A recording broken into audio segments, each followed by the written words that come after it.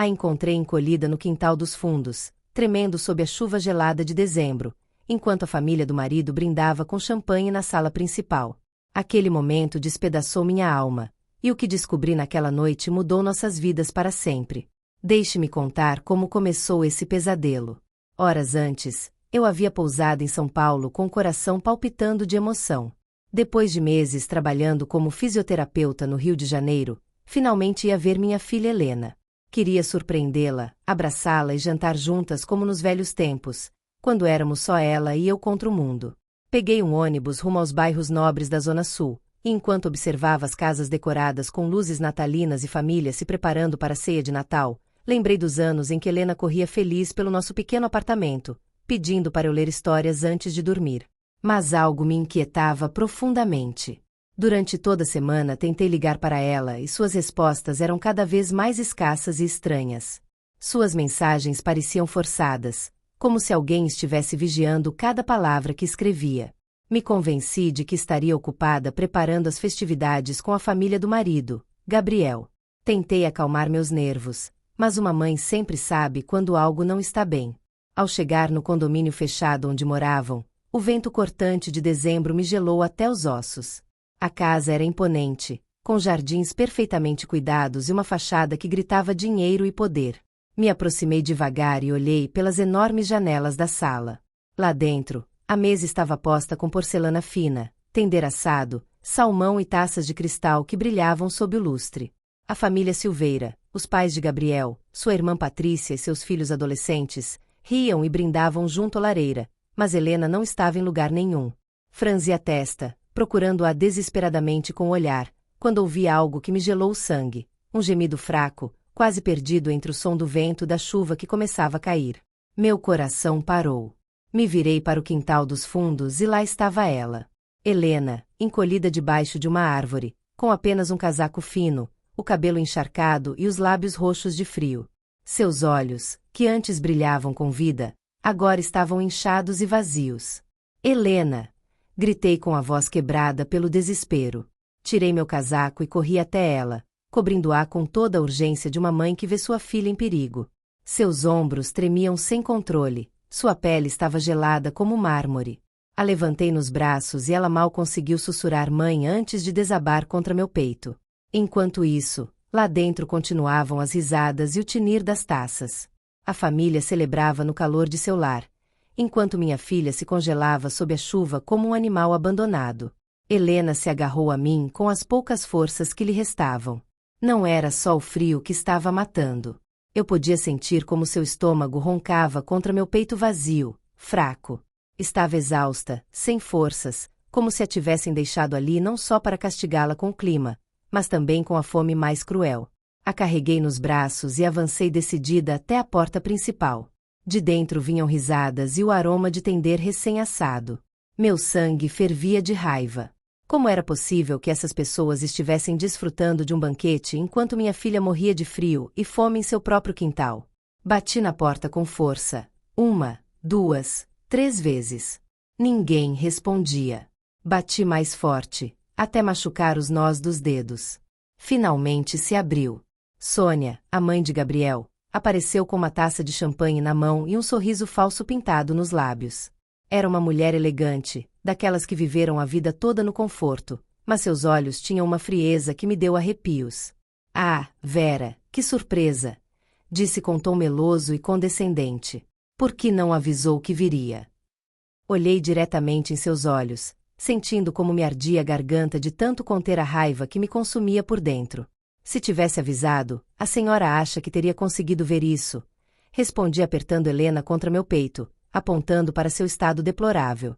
A mulher arqueou uma sobrancelha perfeitamente feita e olhou para minha filha com o mesmo desprezo com que olharia um cachorro de rua.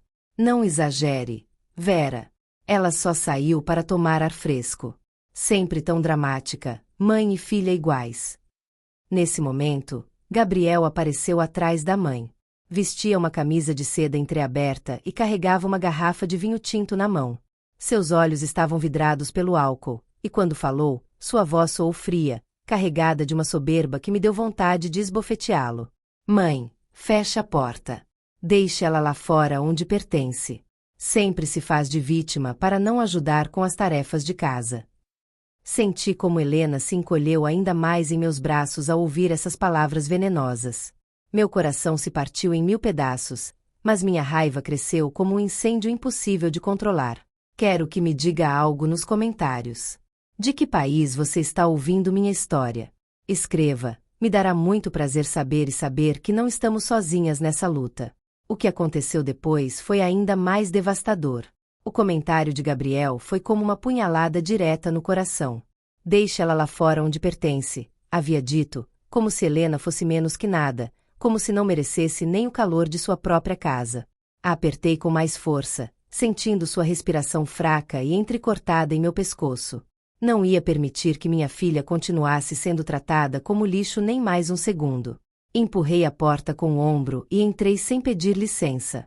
A sala estava perfeitamente iluminada com luzes douradas, música clássica soava de alto-falantes escondidos, e a mesa estava coberta de iguarias que teriam alimentado uma família inteira durante uma semana. O contraste era insuportável, um banquete de abundância lá dentro enquanto minha filha estava lá fora, tremendo sob a chuva com o estômago vazio. A deitei cuidadosamente no sofá de couro e a cobri com meu cachecol de lã. Helena não disse nada. Tinha o olhar perdido, fraca demais para se defender, quebrada demais para lutar. Seu silêncio me despedaçava a alma, mas também acendia em mim uma fúria que jamais havia sentido. Gabriel me olhou com descaro, o rosto vermelho pelo álcool, e levantou a voz com toda a arrogância de um homem acostumado a fazer o que quer. Você não tem direito de fazer um escândalo nesta casa, Vera. Esta não é sua casa. Apontei para ele com a mão trêmula de raiva pura.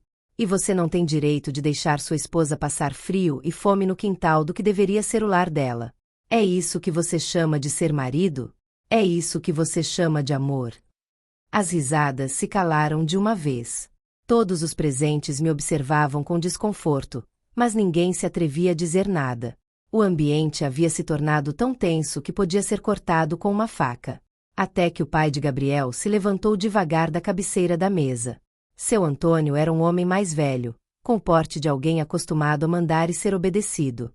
Seus olhos cinzentos me olharam com desprezo, como se eu fosse algo que o vento havia trazido. Chega, Vera, disse com voz grave e autoritária. Isso é um assunto de família. Uma mulher que não consegue cumprir com seu dever mais básico deve aprender a suportar as consequências. Essa é a tradição, e assim tem sido em nossa família por gerações. Senti um arrepio percorrer minha espinha. Em suas palavras havia séculos de machismo, de mulheres silenciadas, de filhas obrigadas a suportar o insuportável. Vi a soberba em seus olhos, a de um homem acostumado a quebrar vontades e humilhar os mais fracos. Respirei fundo, juntei toda a coragem que havia acumulado em meus anos de solidão e luta, e respondi com voz firme, olhando diretamente para cada um dos presentes. Isso não é tradição, se chama crueldade. E não vou permitir isso nem mais um minuto. A sala ficou em silêncio absoluto. O ar estava tão pesado que parecia difícil respirar. O único som que se podia ouvir era o crepitar da lareira e as batidas desesperadas do meu próprio coração. Ninguém se movia. Todos olhavam para Helena deitada no sofá, tão frágil, tão quebrada, que parecia que poderia desaparecer a qualquer momento.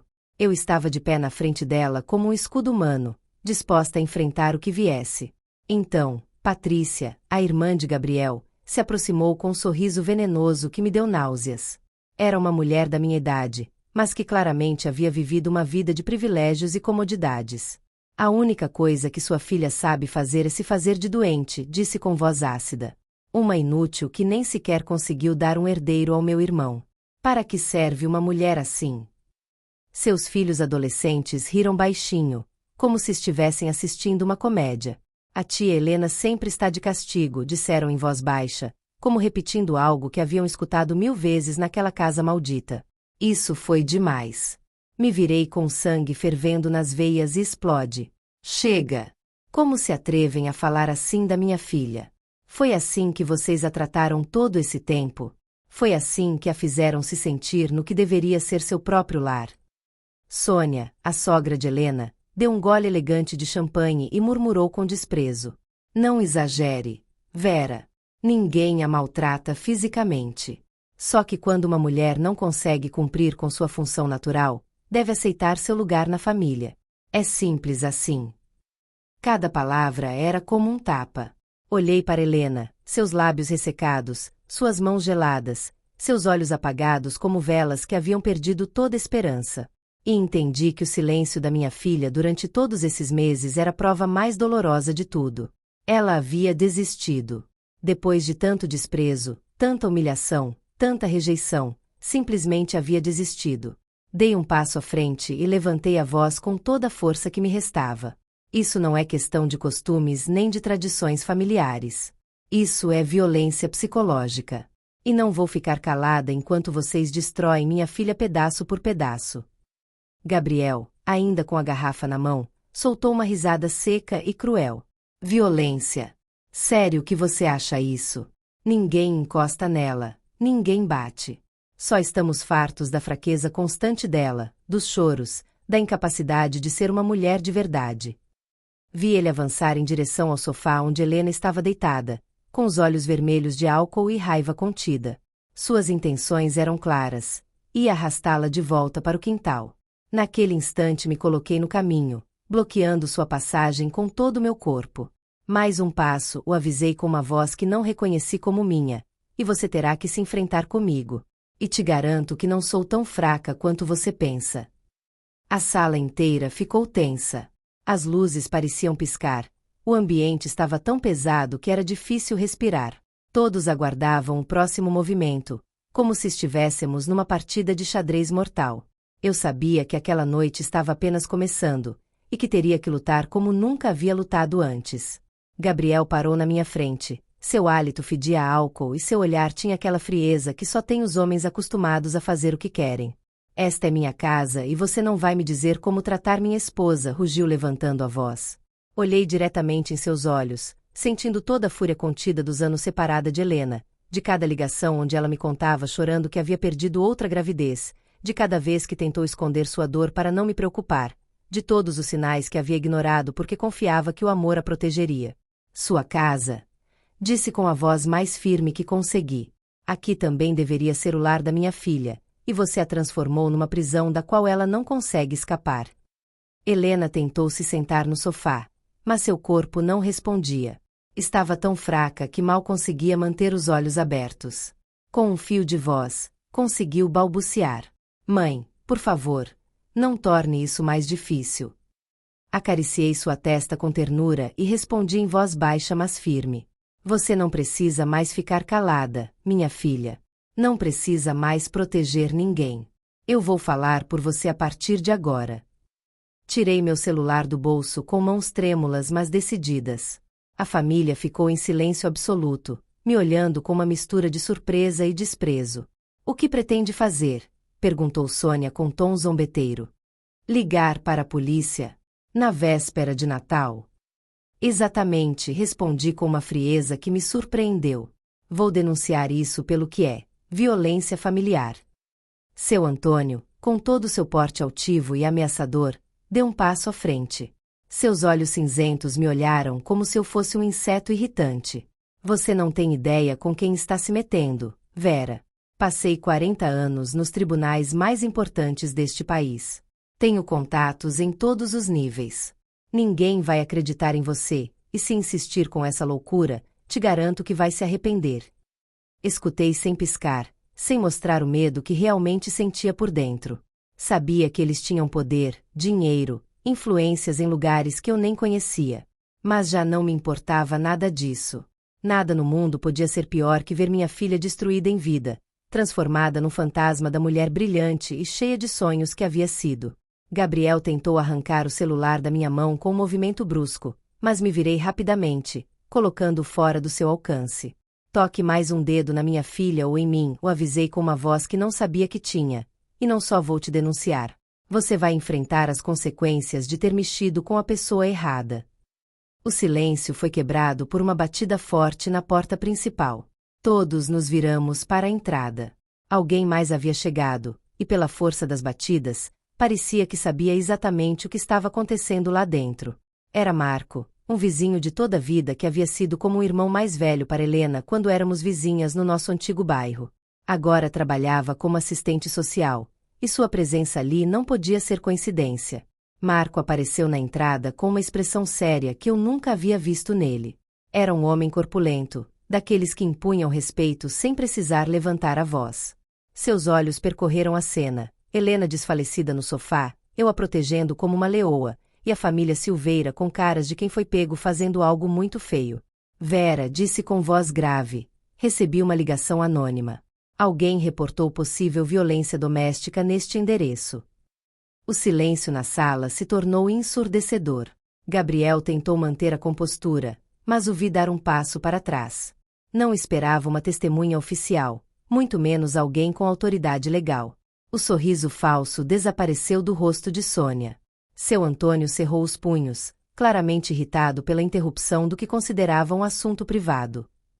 Naquela mesma noite, com a ajuda de Marco, fizemos a denúncia formal. Não foi fácil. Helena estava tão fraca que mal conseguia falar, mas quando finalmente encontrou forças, suas palavras foram devastadoras.